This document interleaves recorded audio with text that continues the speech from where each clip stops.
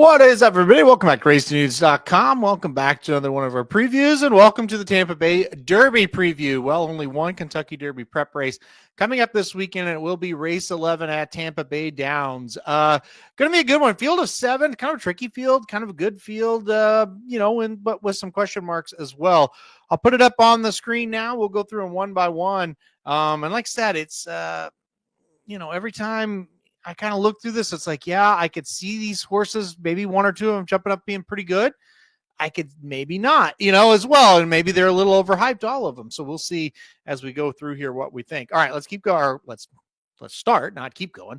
Let's go to the number 1, Owen Almighty. And I would just kind of describe this horse as a tough luck horse of 2025 so far. It seems like we always have this horse where it's like, he's ran well enough. He should be 2 for 2, or he should, have 4 or 5 wins at the end of the year, and he doesn't because just weird stuff happens. So on debut, a 3-year-old debut, I should say, right here at Tampa Bay Downs, he finished first in the Pasco Stakes, but he was disqualified, and he was disqualified, for interference, and it probably was a good call.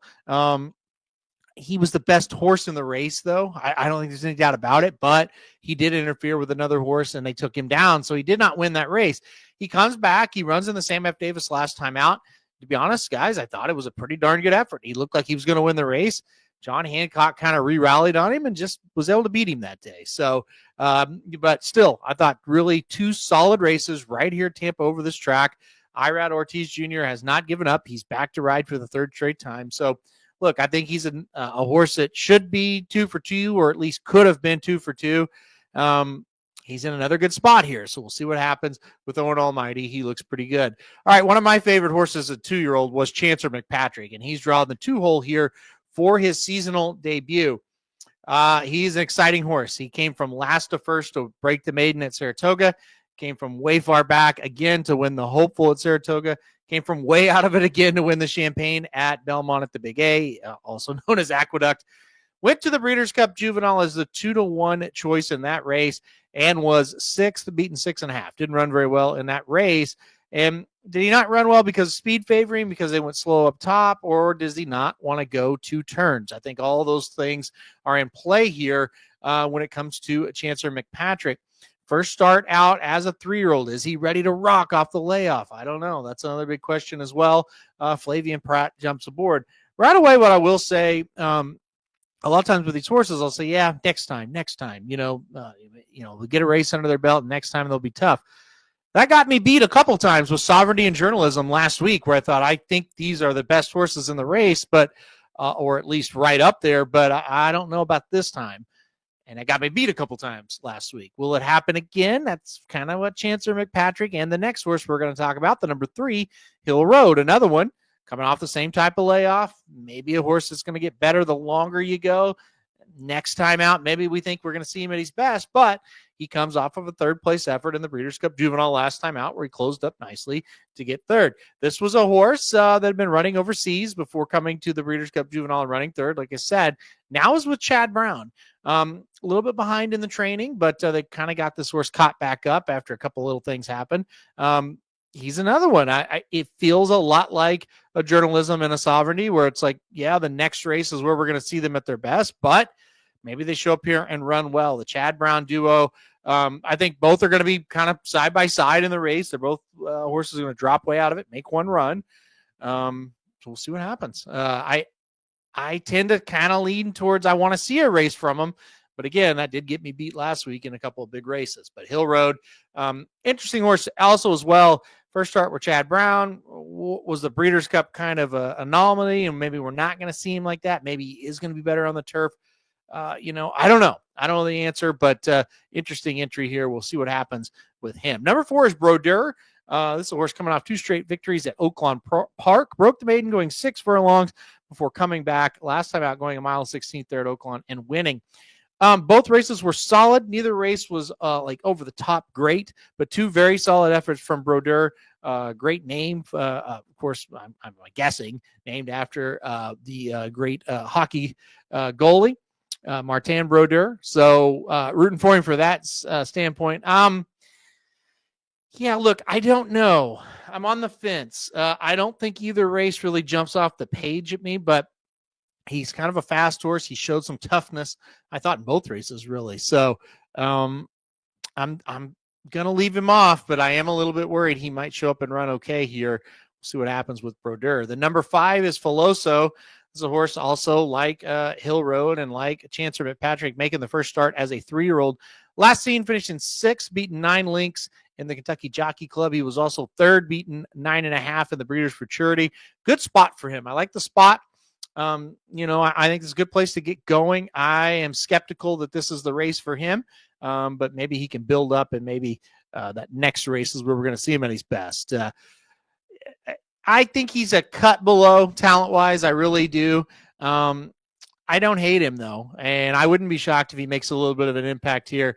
It's kind of a wait-and-see approach for me on the 5, Filoso. The number 6, Naughty Rascal. This is a horse that was moved up to first in the Pascal when Owen Almighty was defeated. Last time out was 6, beaten 13 lengths in the Sam F. Davis. This horse kind of feels like a sprinter. Stretch out in distance, didn't run very well. They're going to try it again. I don't really mind him trying it. I mean, you got to give him a shot. He's kind of earned his way here. He's not for me in this spot. That's what I'll say. I think when they cut him back, I think he's pretty good.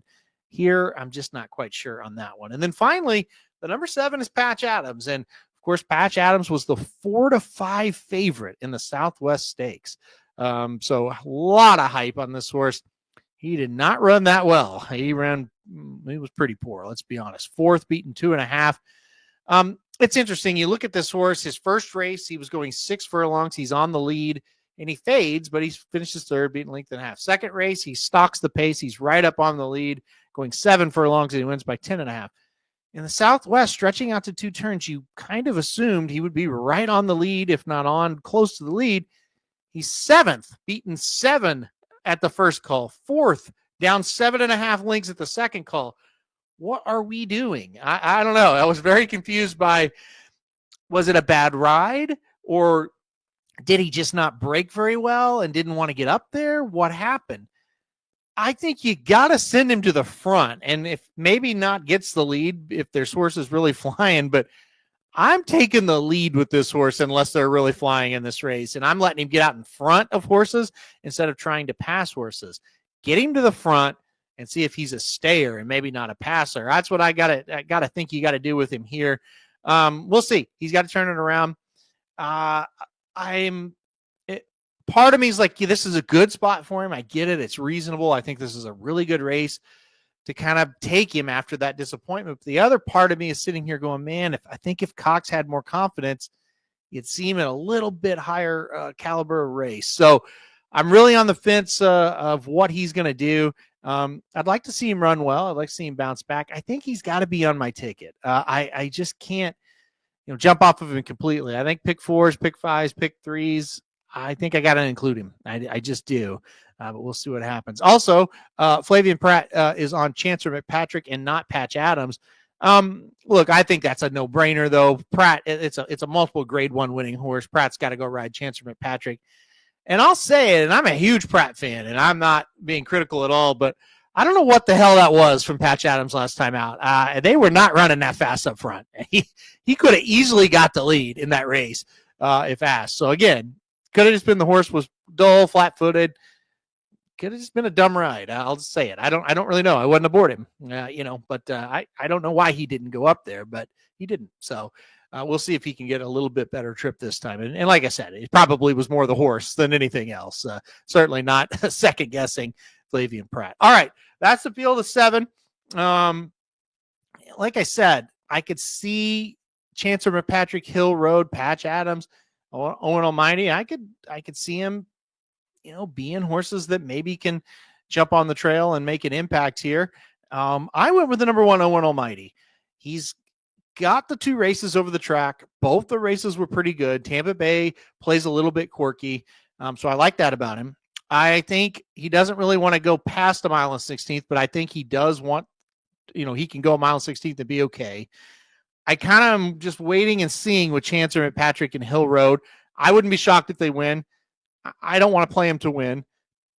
Patch Adams, I don't know what that was last time out.